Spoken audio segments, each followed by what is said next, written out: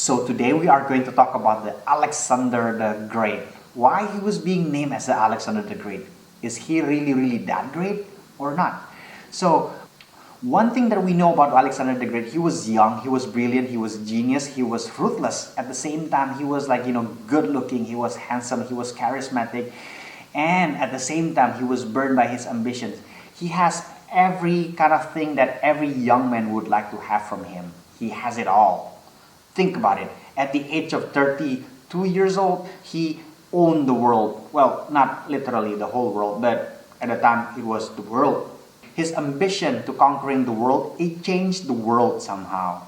Well, at least the world of the antiquity. Never before in history, the world was so connected because of this one particular young man by the name of Alexander the Great. So without further ado, let's talk about Alexander the Great. His father is King Philip II of Macedonia. Now Macedonia was still somehow being arguably considered to be as Greek. And some people argue that no, Macedonians, they are not Greeks. Now Macedonia during those times, they were being considered to be as the hillbilly according to the Greeks, the rest of the Greeks like Athens and Sparta. They were never being taken seriously by the Greeks. But nevertheless, King Philip II, he showed and he proved to everyone that Macedonians, they are worthy enough to be considered to be as Greeks. Apparently, King Philip II, he conquered the rest of the Greeks at a time, including Athens and Sparta, and unite them all under his kingship. What about the Spartans? What about the Athenians? Well, at this moment, the Peloponnesian War really exhausted the entire Greek city-states, including Sparta and Athens. They no longer have a power, they no longer have that kind of like consolidated strength to resist the invasions of the Macedonia. So the Macedonian, they were kind of like, overtake they were overtake the rest of the Greeks and rule them. Now, King Philip, he had multiple wives, and Alexander the Great is one of the son that he had from one of his wives. The name of Alexander's mother is someone by the name of Olympa. Nevertheless, Alexander the Great is like the most promising child of King Philip II. In fact, everybody thought, and also King Philip think that somehow one day in the future, Alexander will replace him as the king of Macedonia and at the same time, the king of the Greeks. So Alexander, he was talented and he was brilliant. Even when he was still young, he got the best tutor in the world, the best teacher in the world, which is Aristotle. Now, there was this kind of like story, almost to a legend, where Alexander the Great, he tamed a wild horse when he was 13 years old. Now, what's so special about this wild horse? Now, the story goes that at that time, nobody could tame this particular horse. It's a black stallion. Many have tried and then they injured. And then King Philip decided to just kind of put this just put this horse to death, because what is the point to have a wild horse that cannot be tamed? Except for Alexander the Great.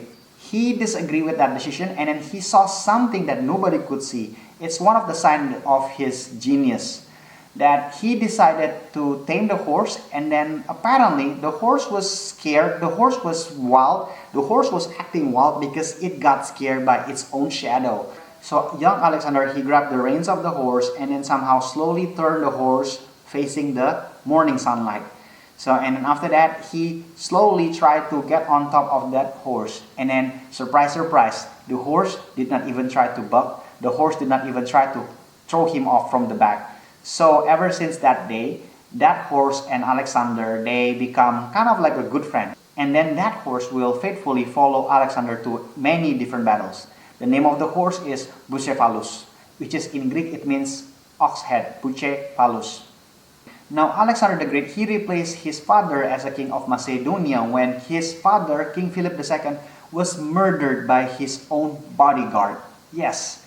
Well, it was a bloody, kind of like brutal kind of a transition, because years before that, there was this kind of like rumor that says that King Philip II will not going to pick Alexander as the next king of Macedonia.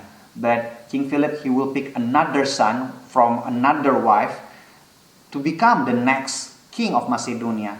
So it was just that the right moment that Alexander took this opportunity to claim that he is the king of Macedonia, at the same time king of the Greeks. And then it's kind of like brutal. He killed and also eliminate those who are potentially might replace him as a king. So basically he killed his stepbrothers and also his uncle. and anyone who disagreed with his decision to become the king. At that time, many underestimate Alexander as the king. He was still just 16 years old, a 16 years old king. So of course they underestimate him. One of them is like one of the city-states in Greece, a city-state by the name of Thebes. The Thebes, they rebel against King Alexander the Great, and then what happens next is Alexander the Great, he launched his army to quench this rebellion with no mercy. The city was completely destroyed, and everyone who survived ends up as a slave. And it became a strong lesson for the rest of the Greek city-state that they are not supposed to mess around with Alexander the Great, even though he was still very young at the time. After he was done uniting the rest of the Greeks, now Alexander the Great, he had this ambition. Perhaps he got this ambition, he got this inspiration from one of the class that he attended with his teacher Aristotle, which is Persia. Oh, by the way, do you know like what is the favorite book of Alexander the Great? Yes, Iliad. Alexander the Great, he memorized Iliad, and then that was his favorite story. And then also the history about the Persian War is one of the the history of the Persian War is one of the topic that inspired him. After he felt enough that making sure nobody's going to rebel against him in Greece, so now he set his eyes upon the Persian Empire. Yes, he had this kind of like tingling sensation, an ambition that cannot be easily quenched to conquer the mighty Persian Empire. Now, to put into the perspective at the time, Persian Empire was like one of the mightiest empire ever, and it was the largest empire ever. And then Alexander the Great, with his charisma, with his kind of like intelligence, with his ability as a commander, as a military commander, he gathered up all of the Greeks. He gathered up all of the Greeks this time to attack Persian Empire. Several hundred years ago, the Greeks, they were playing defensive, but now this time for them to be offensive against the Persian. So he gathered up his troops, which is most of them are hoplites. And what makes different is that he invented this kind of like new strategy that somehow he learned it from his father, known as the Phalanx Tactics. Now, what is this Phalanx Tactic? He managed his troops somehow it looks like a porcupine, shield to shield that cover shield to shield, like surrounding the formations, and also on top of them, some of them they will carry the shield just like this, okay, just in case the enemy shoot them with arrows. And the weapon that they use is very unique. It's a 6 meters spear. Yes, 6 meter spear, known as a sarissa. So of course, with this kind of like formation, Alexander, from battle to another battle to another battle and to another battle, and tell you what, Alexander, he never lost. Well, actually, there was a time that it was kind of like tie, but anyway, it was pretty brilliant. He never lost any battle. Okay, when Alexander the Great and his Greek troops marched to Persian Empire, they arrived in this kind of like particular kingdom known as the Persian kingdom. Not sure with the pronunciation, but what amazing is the story in this kind of like kingdom. There in this kind of kingdom, there's this kind of like legendary knot, and then somehow the gods, they believe that it was the gods the one who kind of like put that kind of like knot there. It's basically it's a rope, and then it's kind of like tangled, and then it has a knot.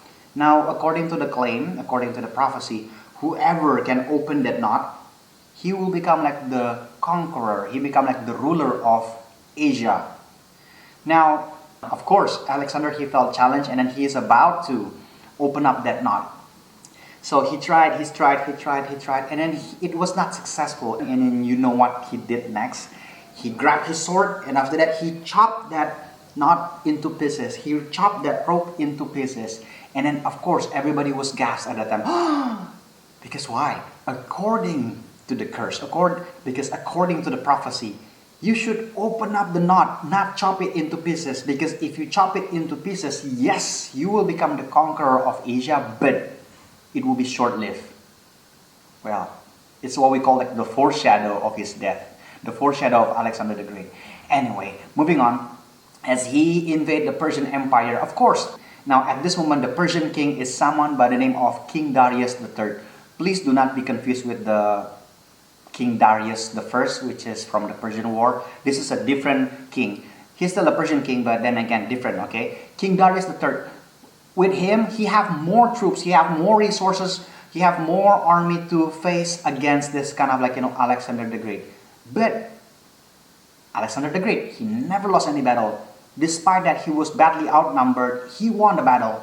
In fact, in one of the particular battle, like King Darius, he was panicked because he was being chased by Alexander the Great. He panicked and then he ran away and he forgot that he left behind his family in the battle. His family in the battlefield? Well, it's just because King Darius, he was overconfident that he will win the battle. He took his family and of course asked them to watch from a side of the battlefield and somehow kind of like, hey, come with daddy, let's just watch how daddy works, how daddy will defeat this kind of like Greek invaders easily. It's gonna be fun. Okay, grab your popcorn, drink your soda, watch how daddy works. That's what he thought, but probably it was being comical.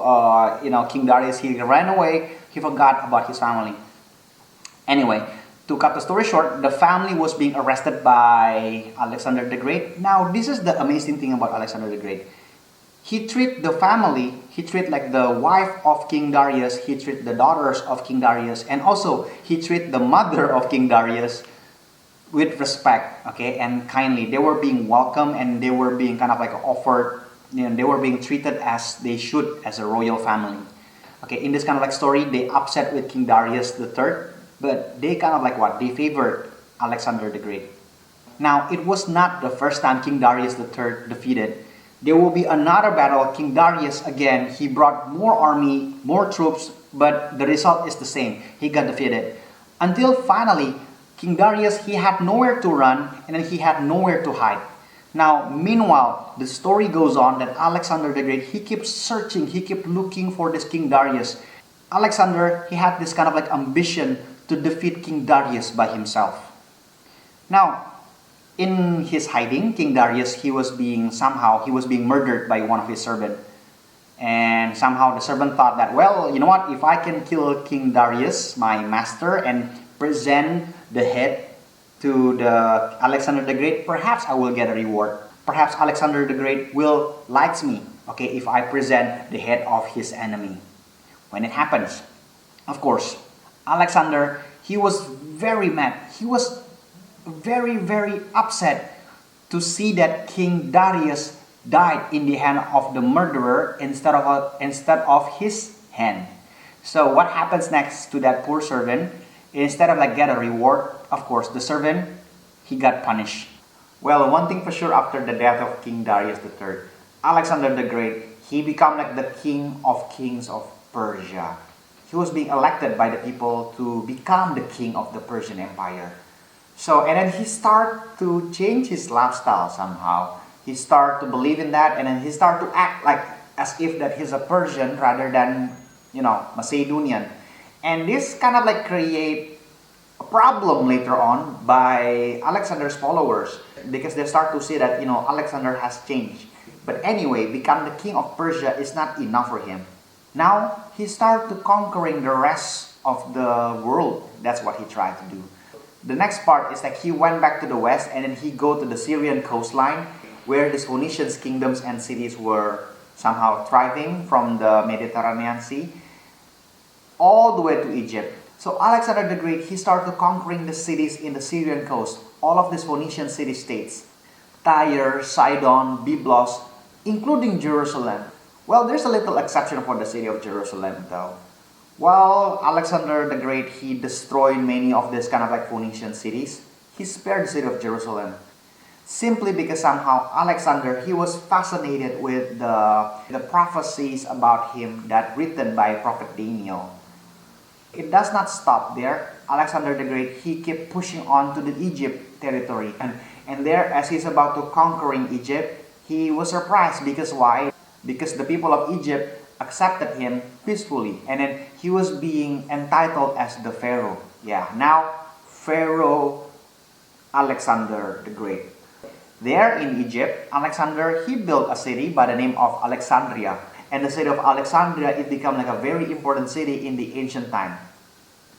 Alexander, he completely changed right now. He's no longer a simple Macedonian king who are somehow that managed to uniting the Greeks and then see their fellow Greeks as the fellow brothers, as a fellow warriors, as a fellow Macedonians. He started demanding from his follower that he need to be treated as God, like the way that the Persians see their kings, okay? He started practicing like the Persian practice, and then he also practicing like the Egyptian practice, and then it caused a trouble among his followers. His followers doesn't like that because it's an idea that somehow the Greek does not have that culture of worshiping human as a god. But Alexander asked that from his followers, and then it created a conflict between Alexander and his followers. In fact, one of his followers attempted to rebel against him, and then he must kill his followers because of that one. And to make things worse, his troops, they start to become reluctant to fight together with him. They want to go home. They want to go back home to Macedonia. Of course, Alexander, he did not grant that wishes. In fact, he asked all of his men, all of his troops, all of his faithful troops that have been following him from Macedonia to have another journey of conquest, to have another journey to conquest another part of the world. This time, he set his eyes on India. Now the journey was long. Okay, the journey from Persia to India was a very long journey, and then as he continued, his horse Bucephalus died. Bucephalus died, fell into the ravine. And of course, Alexander, he was so sad that he named one of the nearby city after the name of his horse. The name of the city became Bucephala. On the way to India, he met this kind of like a powerful king, someone by the name of King Porus. Now, this is like the very first time Alexander the Great, he almost defeated. In this battle, it was well, yeah, he won, but then again, he lost so many men in that battle. Because King Porus, he fought bravely. King Porus had this kind of like weapon that no Macedonian, no Greeks ever seen it before. By the end of that battle, the result is Alexander, he could not continue his journey to conquer the rest of India. So his conquest is just stopped right there in the modern country of Afghanistan, on the northern part of India. So what did he do next? Well, of course, he needed to fulfill his promise to his troops that already kind of like, homesick. His troops like begging to him to go home. And then the truth is, his troops do not want to have another war anymore. They want to go home. And Alexander, with heavy-hearted, reluctantly must agree on that one. So they went back. Okay, on the way back to Persia, many of them, about like 1/3 of the troops died of exhaustion. They died because of like the desert. They died because they have to travel in the desert without water. After arrived back to Persia, of course, Alexander, he decided to stay there, and some of the remaining of his troops decided to return back to Macedonia. Well, you know what? It's almost about like 10 years they haven't seen their home. It's been about like 10 years they haven't seen their family. The story is kind of like a little bit similar like Odyssey. The troops really homesick about it. Now, there's something kind of like, going on in Persia. Alexander, at the age of 32 years old, he got sick, okay? He got fever. And then, not long after that, he died. Without saying it clearly, who is going to replace him as the emperor, as the king of Persia, as the king of Macedonia? So he died without any successors. Now what happened next is his empire, the entire territory that he conquered, it was split into four, into his generals, into four smaller kingdoms: Seleucid Empire in the east, Ptolemaic in Egypt, Attalid dynasty, and also Macedonia. So I guess the prophecy about the Gordian knot is being revealed right now because he died at a very young age. Now, regarding details about how he died and why he died, there are so many kind of like, there are several wild theory out there. Now, some said that he died because of the fever that he got contracted with the disease that he got from India. Some others said that he died because of the fever, because of the wound that he received, and then somehow he got some kind of like infection. But think about it. Mighty Alexander the Great died because of the fever? I don't think so, right? So some other kind of like story said that he was being murdered by one of his followers, by one of his generals, but we do not know who. And some other theory said Alexander died because he drank too much wine in one night, while his generals, while his followers having a party, a big celebration of like the conquest that they had this kind of like drinking wine competition. And of course, Alexander being Alexander, he drank also the wine, but he tried to outdrink everyone by drinking too much wine, and then it caused him very, very sick. His stomach burst. That is like one of the stories that I got from my history teachers long time ago. And I like that. Maybe it's not true, but I like that, okay? Because like, what is the lesson there? Don't be greedy, okay? And stay away from that kind of like drinking competition. It's foolishness. Alexander the Great, he was being referred as the ram from the west in the book of Daniel. Now, after his kingdom split into four, like what can we learn here? So, and his title, Alexander the Great, is he really that great? In my own personal opinion, okay, you might have a different opinion and people might have also different opinion, okay? Is he great? Well, he was brutal and then he was violent. Yes, he was great perhaps by the age of 32, and then he conquered so many lands, and then he administered lots of like, provinces under his authority, and then he must manage a lot of like troops, the loyal troops that follows him and everything, and his subjects. Yet at what cost? At the cost of destruction, at the cost of so many death and destruction that he created. And also at the cost of the stability of these kingdoms and places just before he conquered them. Is there any kind of like good things about his conquest? Oh yes, of course. Well, first is the Hellenistic culture. As he conquered so many land, he kind of like, encouraging and then he promoting the Greek culture to all of these places.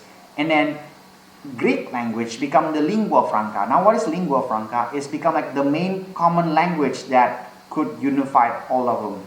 Like the Egyptian, they speak Egyptian, but then again they also speak Greek. And for example, the Persian, yeah, they speak Parsi, but then again at the same time they learn Greek and they can learn Greek. So they can communicate each other's. Like the dominant language that we have right now in the 21st century is apparently English. So that makes everyone in the world, they can communicate to each other. Well, maybe not all, but you get what I mean, yeah? You can communicate with someone from other places as long they speak English. So same thing with these nations during Hellenistic period. So same thing with these nations after they're being conquered by Alexander the Greek and also the Greeks. They start to adopt the Greek culture and also the Greek language. So which is that prepares the way for the gospel to reach out of Jerusalem to these Gentiles nations according to the Bible. So the message and the hope of Christ can be heard in different places as the apostles wrote the letters in Greek. So I guess this lectures about Alexander the Great is not enough to cover everything about Alexander the Great. So that's why I encourage you to learn further about Alexander the Great and to find out more about him. So there you go. I see you guys next time. Thank you for watching. God bless you guys all. Bye-bye.